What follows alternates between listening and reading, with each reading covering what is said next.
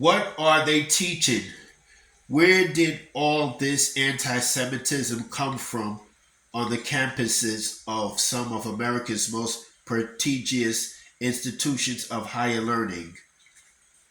We're left to ask this question amid the ongoing surge in protests following the October 7 terrorist attack on Israel by Hamas and the myriad reports of college demonstrators of professors harassing Jewish students and or using anti-Semitic, anti-Israel rhetoric while voicing their purported support for Palestine.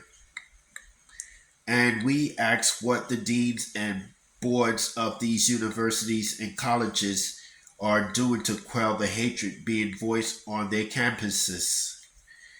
Make no mistake, it is one thing to voice support for Palestinians who are caught in the crossfire of the conflict, who are being used by Hamas as human shields while they perpetrate attacks on Israel.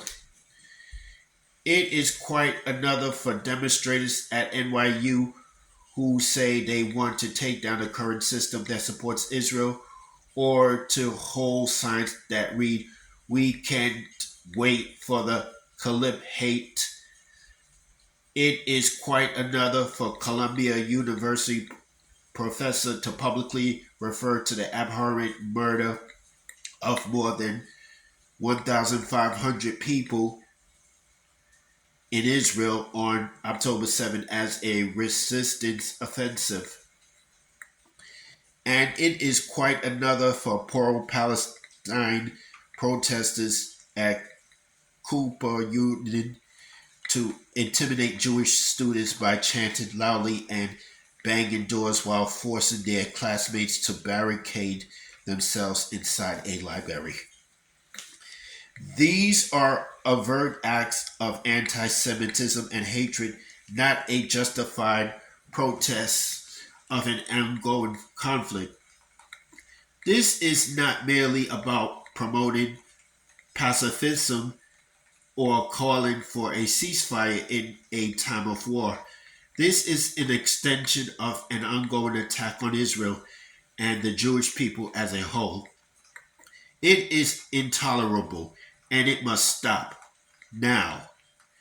Colleges and universities like NYU, Columbia, and Cooper Union are supposed to be some of New York City's greatest assets.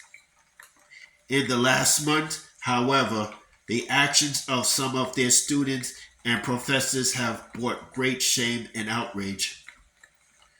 We don't know how much long such virulent hatred has incubated or how it was allowed to fester on these campuses for so long.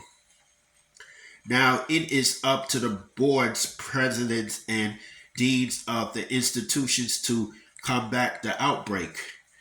We have an obligation to speak out now against the hatred and out root out its sources. Doing so does not limit free speech or learning. Rather, it underscores the virtues of justice, tolerance, and freedom upon which those great institutions were founded while casting aside the evils of bigotry, ignorance, and suppression. We encourage our readers to contact these New York City college presidents and urge them to do something to combat the spread of anti Semitism.